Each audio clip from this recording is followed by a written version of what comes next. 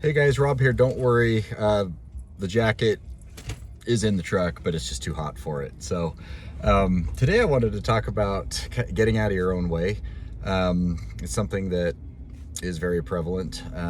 It's really easy to sit there and think to ourselves, man, when this or that, when life gets better, I'm gonna feel so much better. Or, as soon as I catch a break, I'm gonna start doing this. We've all done this to varying degrees in our lives. But and I think we all understand, kind of the book learning or lip service of, things don't get better until you change yourself. Well, yep. Add my voice to the list. It really doesn't get better. In fact, I've been thinking about things in terms of, it's not so much that life gets better, it's just that we get to the point where we stop sabotaging ourselves.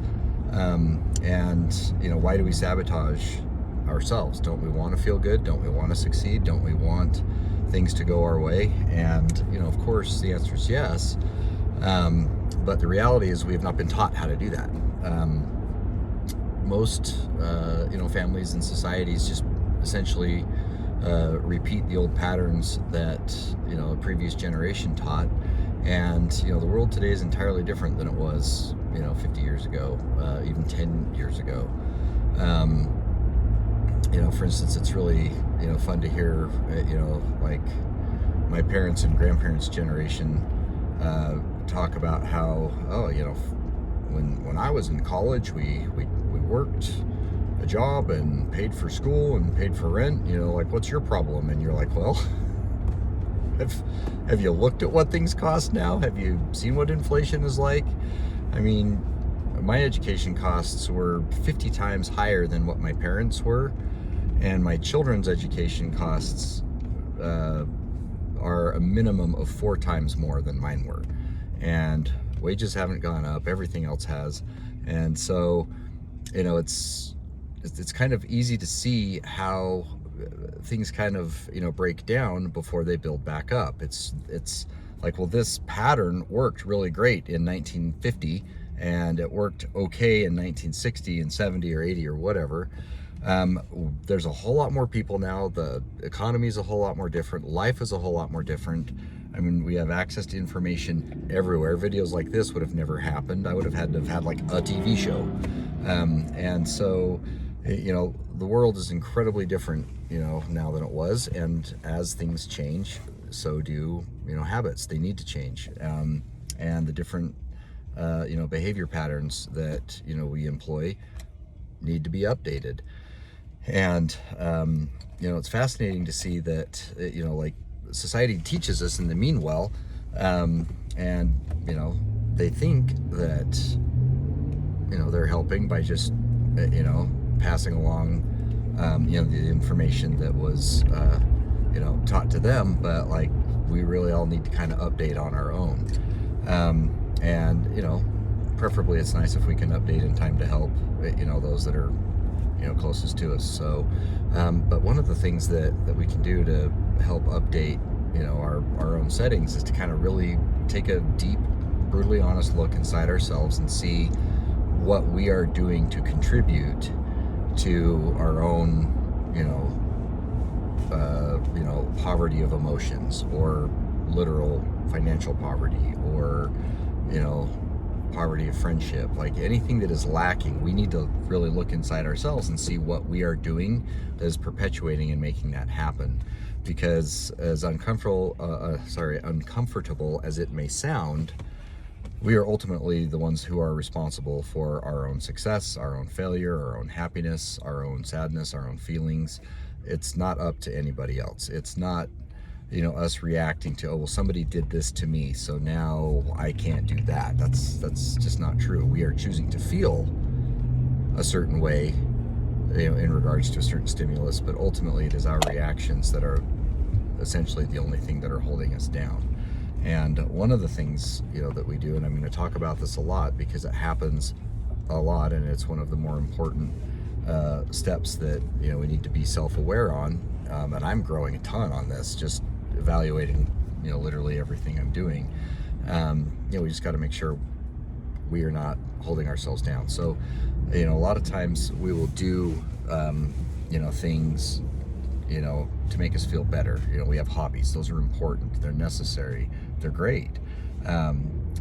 Sometimes those hobbies can actually, get in the way of, personal growth if they are done to excess.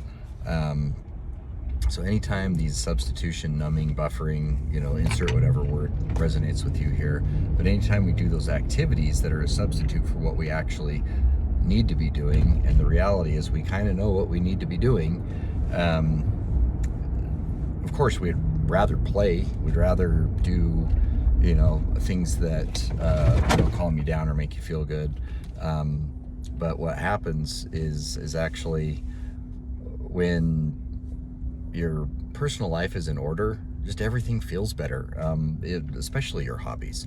You're not ever doing them at the expense of what you should be doing. Now, I mean, a case in point is, as a divergent,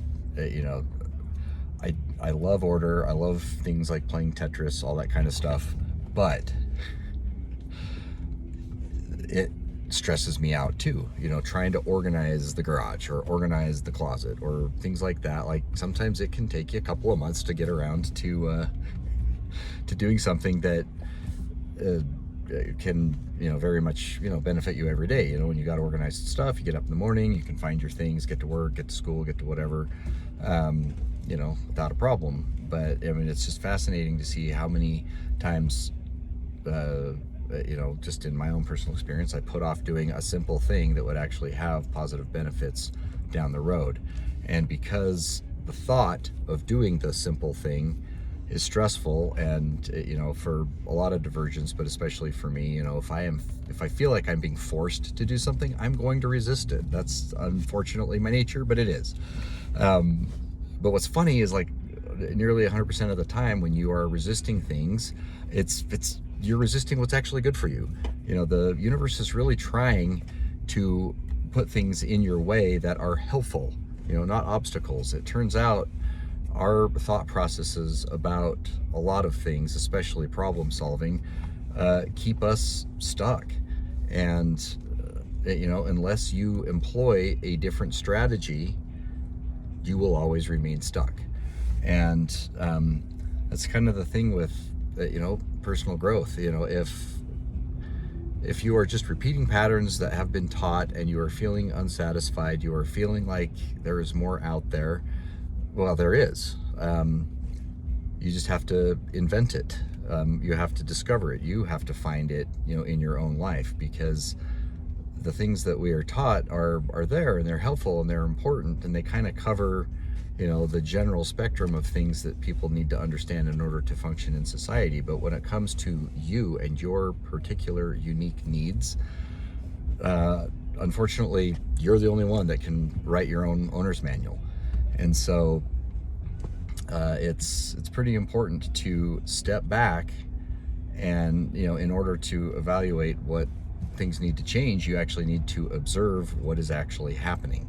And so one of the best ways to do that is, instead of essentially starring in your own story, step back and observe it. Like, watch what's going on. Okay, why did I do that? Why did, when this particular thing come up, did I react this way, even though I know that it is ineffective? One of the reasons why is because that's what you were taught to do. And the person who taught it to you may have even felt on some level that it was ineffective, but they didn't know any better, and they didn't take the time to, invent something new for themselves. But, at the end of the day, we are the ones who individually have to figure out what it is that we need to do differently. And the best way to do that is to step back and observe what it is you're doing, and then try to name, whatever thought process or pattern it is that that you are observing. And a lot of times just naming that makes a humongous difference. Like, one of the things that sets me off as a divergent is when I know that I haven't done the work, and I'm in a hurry, I'm trying to get somewhere, and I can't find something. And I start to, when I can't find it, I start to boil up a little bit, and just the anxiety starts to rise. And for those who aren't divergents, who observe this behavior in divergence, you're like, well, why don't you just relax? Calm down, right? Does that ever work? Does it ever work to say calm down? No, it really doesn't. What works in that situation, if you're observing someone and want to help, you just say, well, how can I help? Okay, that phrase will help calm people down, because it's like, okay, I got some help. But more often than not, these are things that we need to solve on our own. And so when I'm doing that, I can't find things frustration loop. It's not just that I can't find what it is I was looking for that day that is making me irritated. I am irritated additionally knowing that if I would have just taken the time to do the work, to organize things, then this situation wouldn't be happening. So this is a lot of easy things to hear, stuff that I'm saying, but like it's a lot harder to actually do and put into practice. But even if you just observe, probably the most important thing to observe is when you go to your calming activities. Like for me, I really like running, I really like music, I really like playing this Space Invaders game on my phone. Those are calming type activities for me. And so when you're in the middle of the day and all of a sudden you want to just go to that calming activity, step back and say, why? Like, why am I wanting to go to this calming activity? And it's pretty cool, because more often than not, the answer to that question just presents itself when you just kind of patiently sit back and wait for it. And it's a really fun exercise to do. I highly recommend it. Most people don't want to stay stuck, but they don't know how to get out of it, and it's really hard to have somebody else tell you how to get out of it. Therapists are extremely important. Life coaches can be important to help you get out of your own way and help observe some of the patterns that you just might need a little bit of a hint on how to solve your own problem. But like ultimately, no one can solve your problems except for you. You can have a good team around you to do that, but ultimately you have to be the one that calls the shots and makes the decisions. And that way your victories are yours. So anyway, hopefully this helps. Just kind of quick recap, don't let your hobbies